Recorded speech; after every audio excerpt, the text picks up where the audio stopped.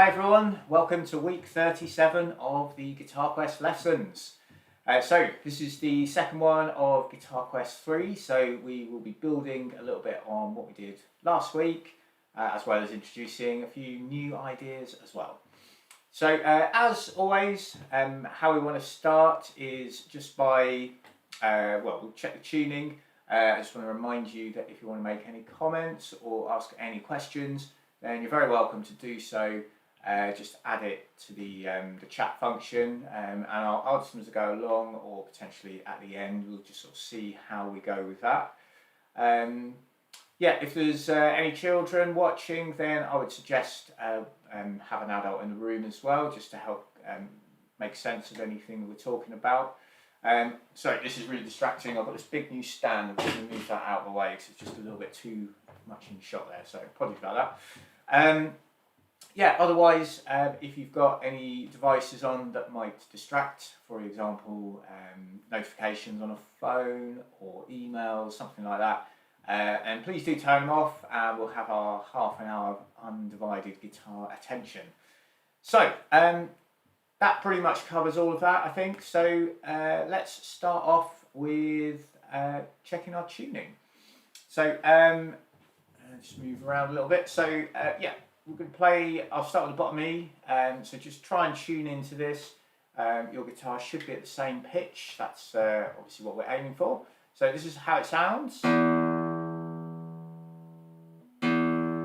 Obviously I should say I've tuned up before I've come onto this live stream, so these should all be in tune.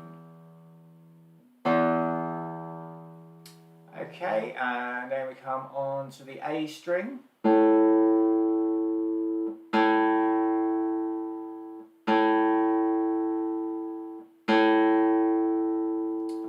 And then onto the D, the fourth string. Okay,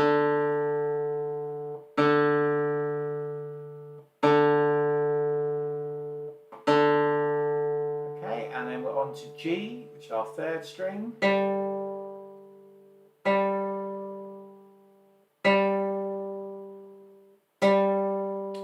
and then onto the B.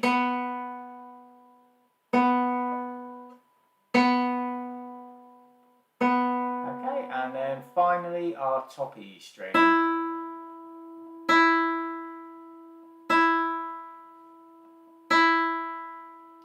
Okay, cool. So the other thing just to consider before you get too stuck into it is going to be your posture as well. So we've talked about this several times in the past, but just try and make sure that the guitar primarily isn't angling down. We don't want that. Try to make sure it's not sliding away from you, even though that might be easier to see what's going on. Ideally, we want to have it nice and upright and with a slight upward slope on the neck. You know, if you're playing in more of a classical kind of posture, you'd end up sitting more like that, so you've got a real nice slope on the neck. Or even if you're playing standing up, that'll create the same kind of effect. So, okay. Let's get started. So as a bit of a warm-up, we're just going to play through the notes on page 2 of Guitar Quest 3. So we've got the review of the treble notes and the review of the bass notes. So we're going to start with the treble notes, just play through those, and it's really just to sort of re-familiarise yourself with what the notes are and where to find them on the guitar. So these particular ones are written in 3/4 timing. So I'll count us in. So I'll go 1, 2, 3, and then we start. Okay? And we're going to run from the G here on the third string all the way up to that A at the 5th fret, because that covers all the notes we've learned in the previous lessons. Okay, so after 3, which is nice and steady, not as fast as that obviously. So here we go. So 1, 2, 3, G, A, B, C, D, E, F natural, G, and then up to A. Cool, I said F natural there because typically if you're playing a G scale, you're going to play an F sharp. That's just sort of how the major scale is, and that's sort of the sound everybody knows. Playing the F natural is actually a different type of scale, which is not something we're going to go into at the moment. Yeah, it's because these are the notes we've learned. So even if it does sound a little bit funny, stick with it. So, okay, let's try it backwards as well. So after 3 again, so starting on the A and coming back down towards the G at the open 3rd string there. So, okay, here we go. So 1, 2, 3.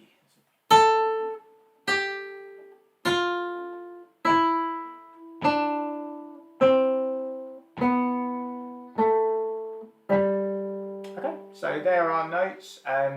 So when you're practicing them, if you can say them out loud and that kind of thing, just really try and get the notes on the fretboard down. That's going to be really beneficial.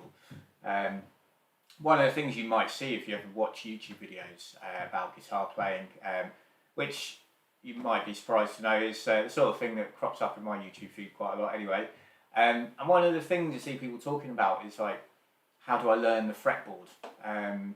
And there are ways to do it and things, but actually when you learn it like this, it's like actually the way you learn, you just sort of know the fretboard as a result of how we're doing things, as opposed to just thinking it's a blank grid, where are the notes and where am I going to find them and all that kind of thing. So yeah, trying to do what we're doing and associate everything with where it is on the fretboard and the note names and things like that is just invaluable, and so the more you can do that, the better, basically. So let's try the bass notes as well, same kind of thing. So we're starting on our bottom E and we're going to go up to the note F on the 4th string at the 3rd fret. Okay, so after 3, so 1, 2, 3. So E, F, G, A, B, C, D, E, and then up to F again. Okay, and we're going to try coming back down after 3, starting on the F. So 1, 2, 3. F, E, D, C, B, A, G, F, and E again. Cool. And actually, coming back down scales like that and saying them out loud can be really helpful, because we all know the alphabet, or at least I assume we all do. We all know the alphabet going forwards really well.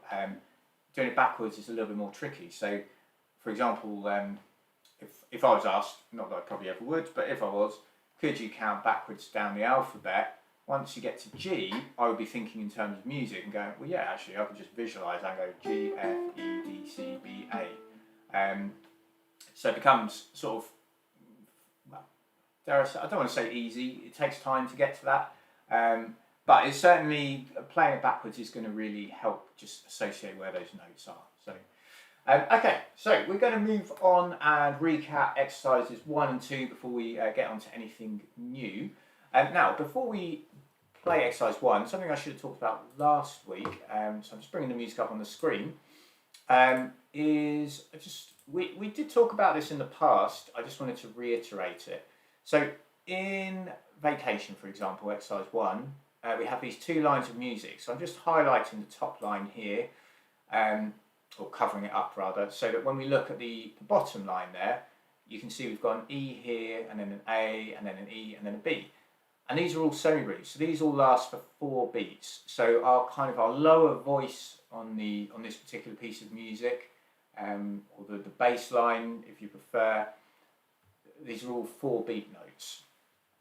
And then at the same time, if I was to cover those up, our higher voice, or the melody line that we're going to play, you can see, so I just need to see if I can get that back, yeah. So we have all our melody notes just sitting here, so hence having 4 crotchets in each bar and that kind of thing. So what can sometimes be confusing is, why do I have a semi-breve and a load of crotchets in the bar? And it's because you've got effectively 2 lines of music. So typically how we define them is stems point up is 1 line, and then stems pointing down would be another line.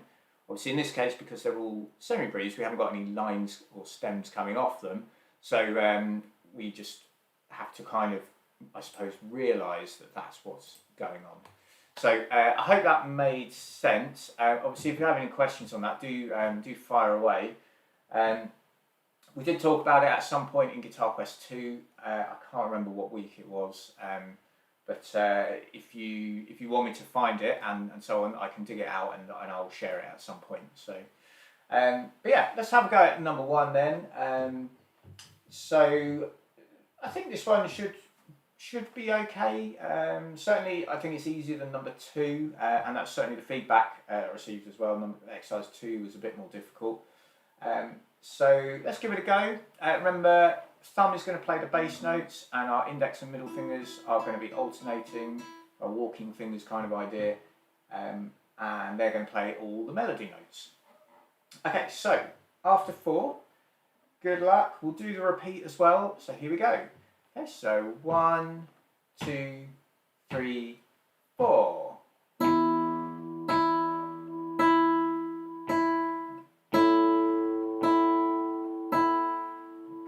Second string, the bass note B,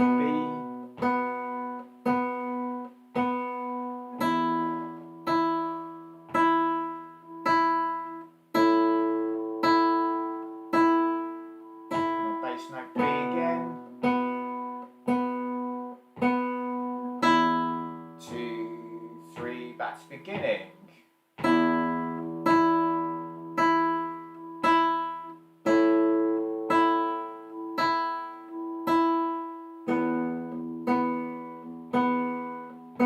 Bass note B again.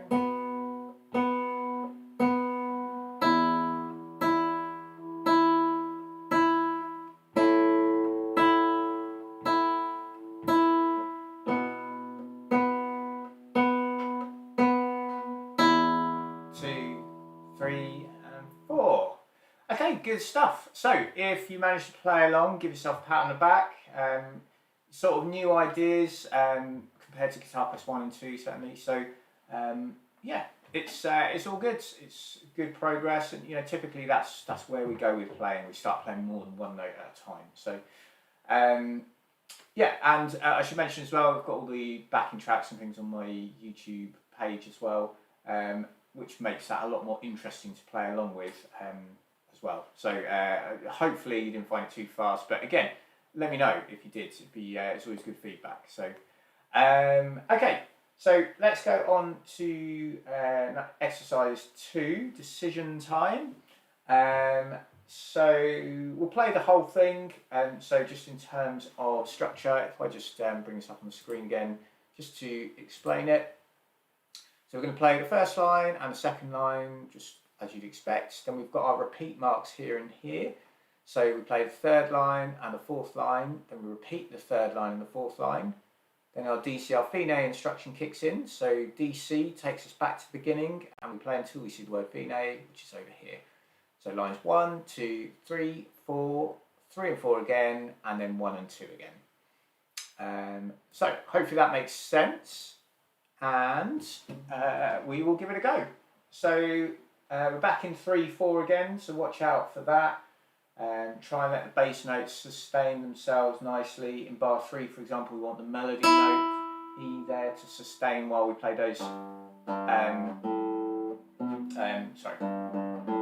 While we play those bass notes as well. So that's what we want to be working on there. So yeah, cool. Okay. After 3, then let's give it a go. Okay, so 1, 2, 3. Bass note on C.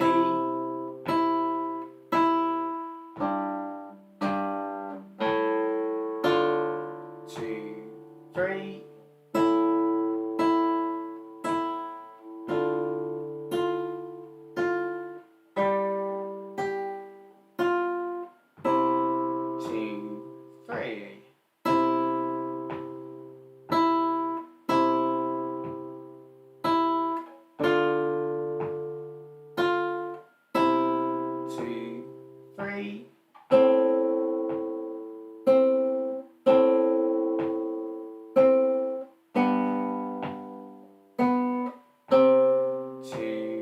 Back to the beginning of line 3.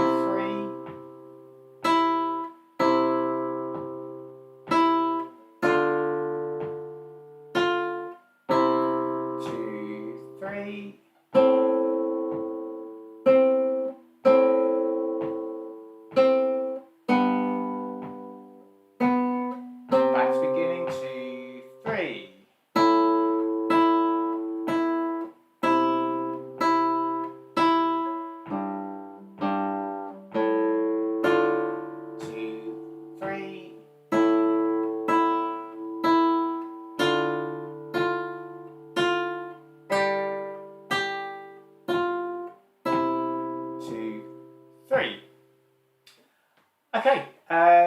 So again, if you manage to play along, give yourself a pat on the back. It's definitely more challenging than exercise 1, but if you can do it, then you're well on the way to getting a lot better, obviously. So that's cool. So let's turn the page, and we are going to have a look at the C chord. So in Guitar Quest 1, 2, we covered several chords. From memory, it was E major, A minor, A major, D major, and D minor. And now we're going to look at C. So for anyone who's played a little bit, particularly any adults, if you've sat around strumming chords and things, then you may well have come across this chord. But for anyone that hasn't, we're just going to sort of think about it a little bit. So what we're going to do is place our first finger on the 2nd string at the 1st fret. That's our note C. Then we're going to place our middle finger on the 4th string at the 2nd fret, which is the note E. And then the 3rd finger goes over onto the 5th string at the 3rd fret for our note C. Do you notice in the diagram on page 4 there, we've got a cross in the top left-hand corner. So that's telling us we don't want to strum the 6th string, so we avoid this one and we strum from the 5th string. And hopefully get all those notes sounding nice and clear. If you don't, the most likely thing is that some of these fingers are kind of sloping down a little bit. What we need to do is get them a little bit more up on the fingertips. So if you, for example, if you get something like that, this finger might be sloping down a little bit and muting the 4th string. So one way to tell is like whether you can actually feel the 4th string almost kind of just vibrating against the underside or the pad of the 3rd finger. And if you can feel that, then obviously that's something we want to work on. And so we want to just get those fingers up on the fingertips a little bit more, and then the notes come out nice and clean. But that could happen on any of these fingers really. So if your middle finger's sloping down, you wouldn't get the G. If you play the 1st, say that one, and you're angling down a little bit there, you don't get the 1st string either. So it takes time. So just persevere with it. I was going to say something, I can't remember what. So no, it's gone. So so that's our C chord. It's probably more difficult than any of the other chords we've played so far, I would say. So good luck with it. Let me know how you get on. It's always good to hear. So, and what is a good thing to practice? We're not going to do this too much now, but is to work from C to other chords. And a really good one to work on actually is going from C to A minor. Which is quite a common change, and there's a lot of commonality between the chords. So all you actually need to do is move that 3rd finger round to the 3rd string at the 2nd fret to get to A minor, and then back again. And what you want to practice is keeping those 2 fingers, your 1st and your 2nd fingers down, nice and sort of firm. And so it's just this 3rd finger that's kind of dancing back and forth. What we don't want, if you're going from C to A minor, is to sort of lift the hand off and come back in and play it, and then off again and then back in. So yeah, just see if you can just move that 3rd finger. And then you can practice, for example, just strumming like 4, switch to the A minor, back again. And you could, I'm just doing down strums, but you could add an up strum in somewhere in between as well if you wanted.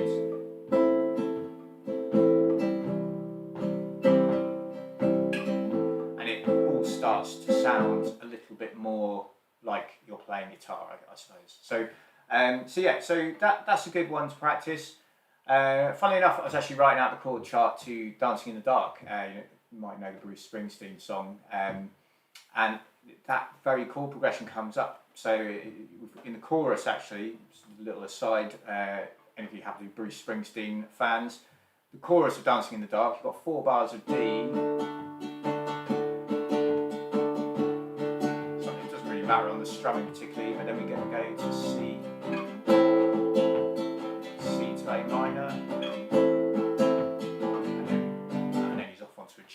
next verse. I'm not going to try and sing along because my singing voice is, well, it leaves a little to be desired, let's put it that way. So I'm not going to expose you to that right now, I don't think. So, but yeah, gives you an idea anyway that that's a fairly common chord progression, so worth exploring. Other ones, C to D, that's pretty common. There's not any commonality really, so you've just got to get used to moving the fingers.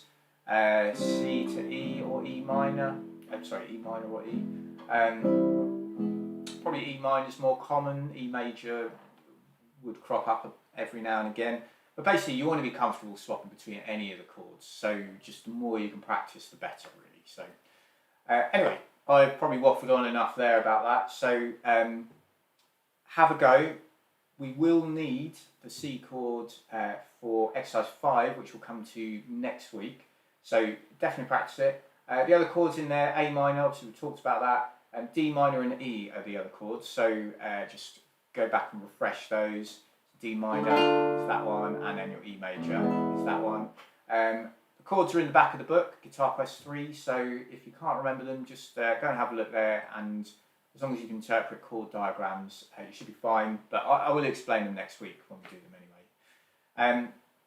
But let's move on to number 3 now, a new start. So again, we've got our 2 lines of music. So there's a little bit more to be thinking about. We've got 2 beats in the bar, 2/4 timing. So something we've talked about in previous lessons. I think it was Guitar Quest 1 we first talked about 2/4. But just as a quick recap, if we're counting, it's just 2 in the bar. So we'd be going 1, 2, 1, 2, that kind of thing, rather than to 4. So although it's going to feel quite similar to 4/4, but it should have a ever so slightly different feel. Okay, so I'll play you number 3. Just in terms of the structure, again, if I just bring the music up onto the screen, when we come on to exercise 3 here, we haven't really got that many repeats, any repeats, but we have this DCL fine instruction. So that means we play lines 1, 2, 3, 4, then this DCL fine kicks in. So we go back to the beginning, which is the DC part of that instruction. And then we play lines 1 and 2 again, and that's where we see the word fine, so that's our finishing point. So hopefully that makes sense. If you found exercise 2 okay, then I think you'll be alright with this one.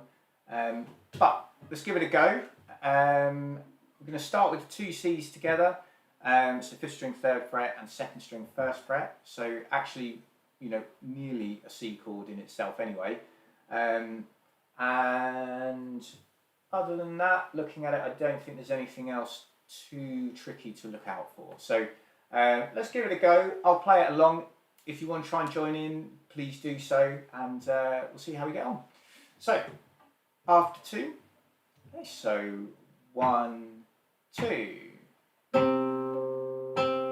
Bass note A, back to C. C's again, bass note A, G and B, 2 C's again, G and B, 2 C's, stay there, and our E's,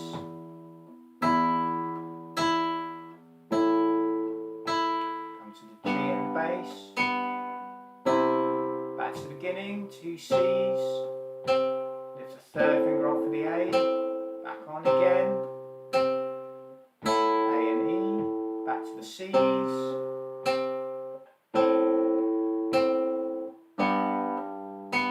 and finally finish on the C's. Okay, cool. So let me put the track on so you can have a listen. This one ended up being quite jazzy actually, so hopefully you are all happy with a little bit of jazz. If not, then this might not be your favourite tune, but see what you think. Here we go.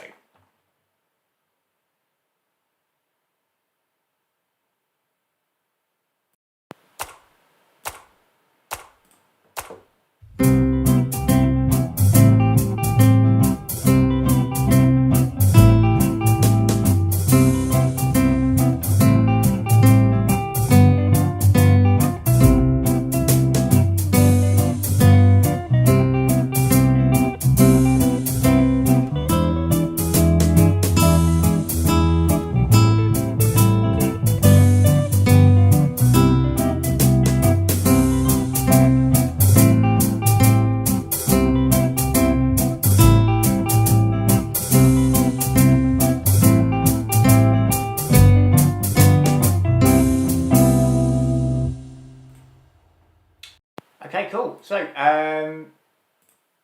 hopefully that gives you something to get stuck into there.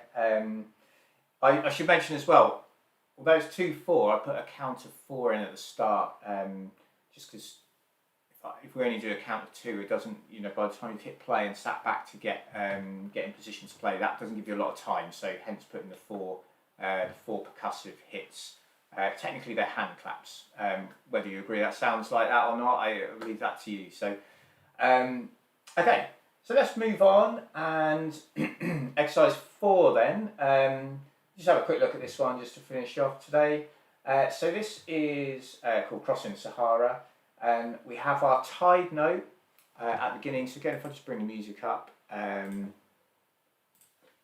when we're here, so we play an A, that note's tied, so we don't play it. So this one becomes worth 1.5 beats. So 1 and 2, then we come in and 3 and 4.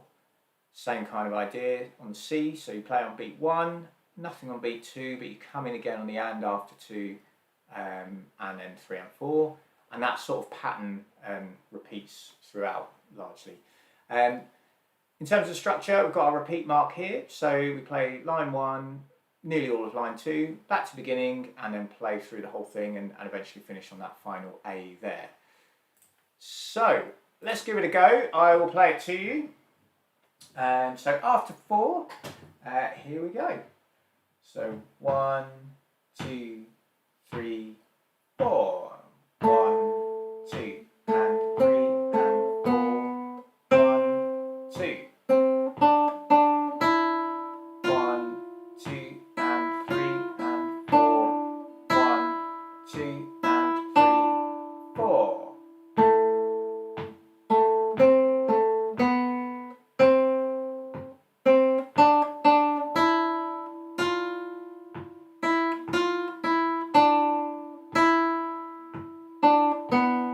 Rest, back to the beginning.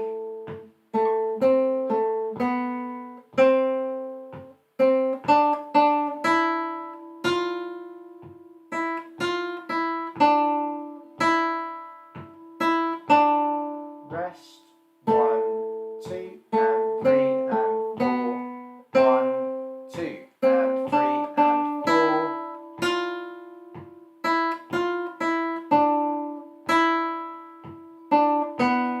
Rest, and then finish on the A. Okay, so those particular notes, they're all notes that we've covered actually in Guitar Quest 1. And obviously, because we're on Guitar Quest 3, I'm working on the assumption that hopefully you're more or less okay with those. But obviously, if you're unsure about any of them, all the old lessons are on my YouTube page, so just go and check those out and have a look back through Guitar Quest 1, that kind of thing, and it should make a bit more sense if it isn't already. So let's, if I just bring that back up on the screen, I'll put the track on and have a listen. So here we go.